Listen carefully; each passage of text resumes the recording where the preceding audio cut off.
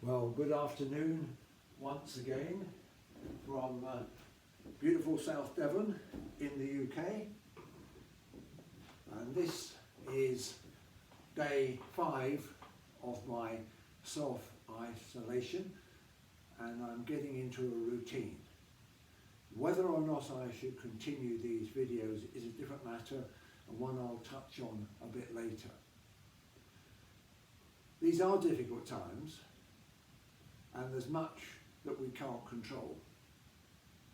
And in reality, there's little point in worrying about the things we can't control, although I accept that is easy to say and not necessarily easy to practice. However, I do think we should concentrate on the things that we can control. And there are a number of them, but the one that I want to talk about today is we should concentrate on keeping fit, being active, staying active.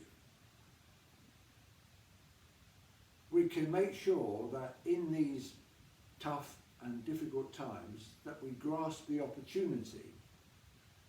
It may seem funny to use the word opportunity, but in reality there is nothing now, or very little now, to distract us from getting fit. All the excuses have gone of meetings, being too busy, different clubs, tennis, and so on. Most of the over 70s, and really these videos are aimed at the over 70s who either in some parts of the world are in lockdown or in self-isolation. So it's a great opportunity for the 70s, 80s, 90s to stay fit and be active. If you're watching, it's likely that you are an indoor rower, or indeed even an on-the-water rower. You may have an indoor rower at home in lockdown with you. But if you don't have a rower or any fitness equipment, you can still keep fit. And there are lots of videos online showing you how to keep fit in your kitchen, in your sitting room, without any equipment. If you do have a rower, plenty of online programs to follow.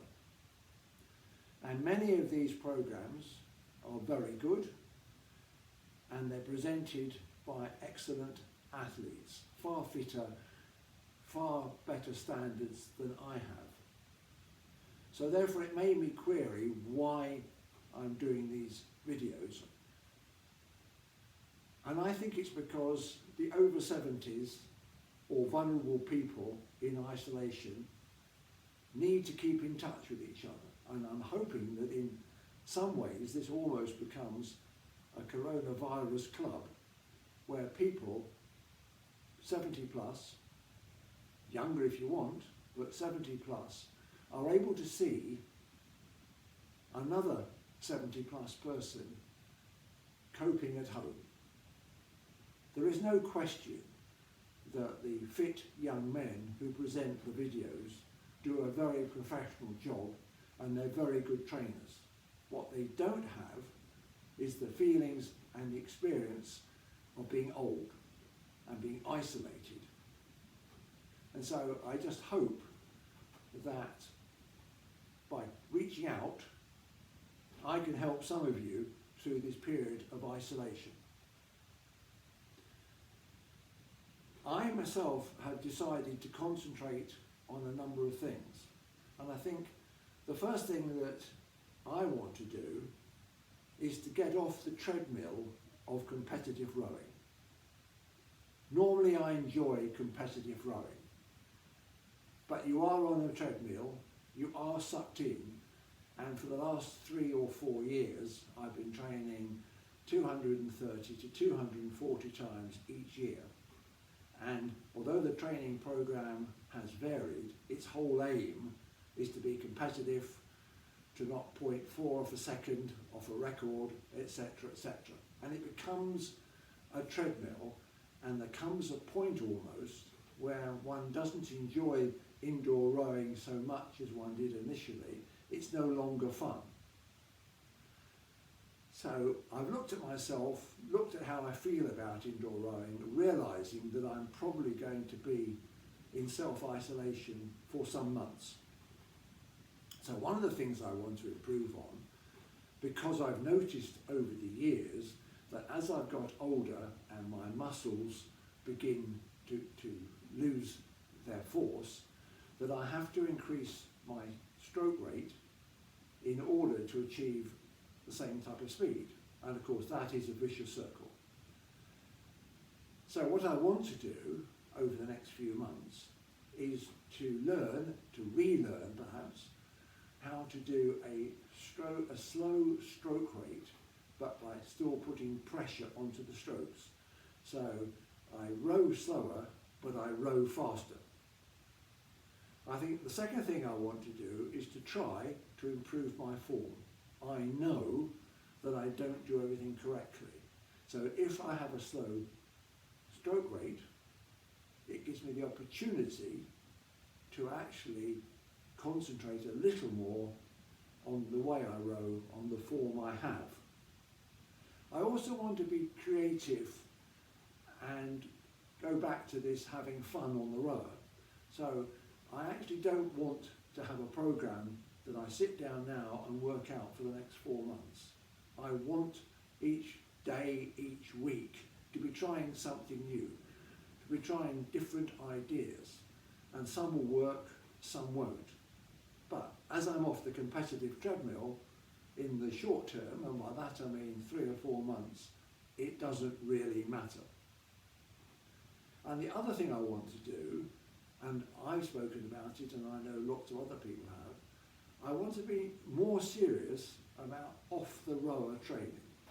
I've got some kettlebells at home, I've got a TRX at home, I've got a sandbag at home, and I want to plan to use those consistently day after day, not just when I think I've got time or just to slot it in. I want to do that. So I've divided my day into 4 sessions. 1 session on the rower and 3 sessions off the rower. Obviously each of you will organise your own time and how many sessions you do, but roughly during the daytime I'm splitting my off-the-rower sessions into 10-15 minutes, and the times I've got down, I'm going to be training at round about 8 AM, 11 AM, 2 PM and 5 PM. And one of those sessions will be an on-the-rower session, probably in the morning. My last video I spoke about reducing my high intensity interval training, and I'm continuing that and doing that down roughly to 1,000 meters each day and no more. I'm going to, as I've already said, lower the stroke rate and increase the pressure. So I do 1 minute gentle and 1 minute high pressure times 10. There is a video following this video just to give you a glimpse of me doing that. Keeping the heart rate down to 75%, in my case about 120.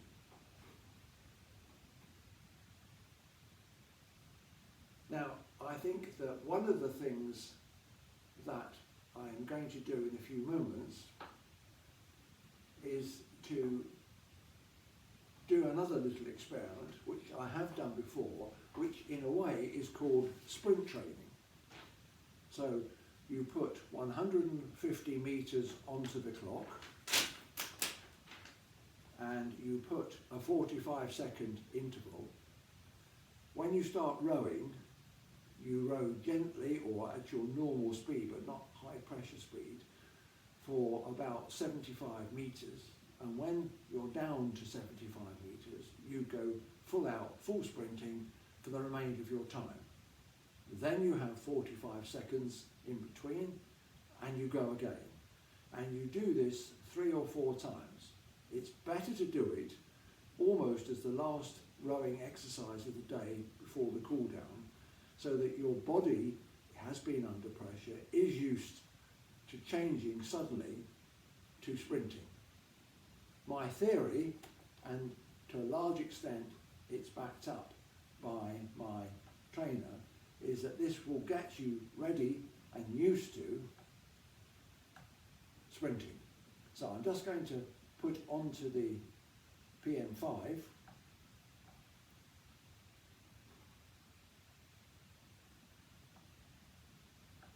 the distances,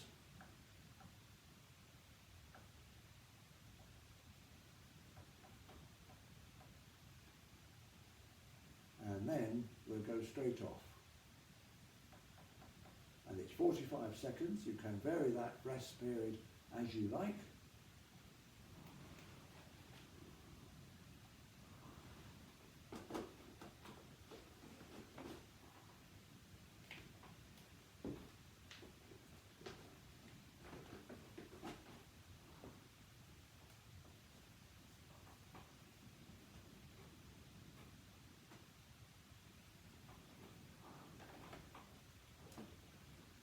So, the first 75 metres are at a sensible pace, not particularly slow, at a sensible pace.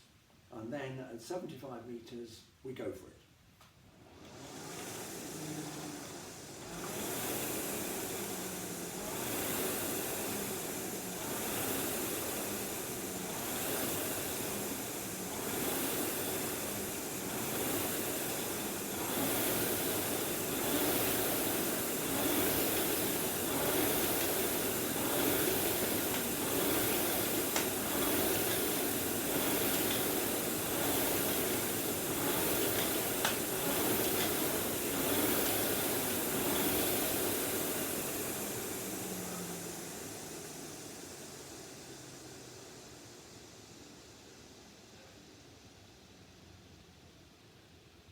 And then after 45 seconds, we go again, and then for this video, again, and then stop.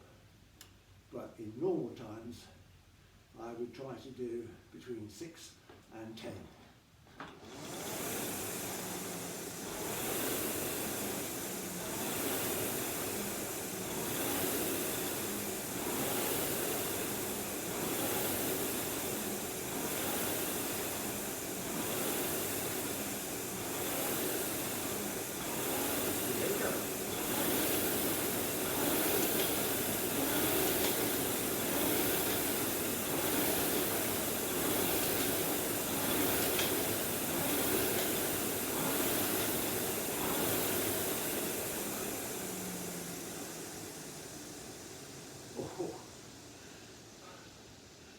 What you should try to do is to make a note or have a look afterwards at what your lowest split was during the sprint, and see if over the weeks and maybe months you can improve on that. And we're coming down again. My heart is up, it's over 120, but not badly. And here we go again.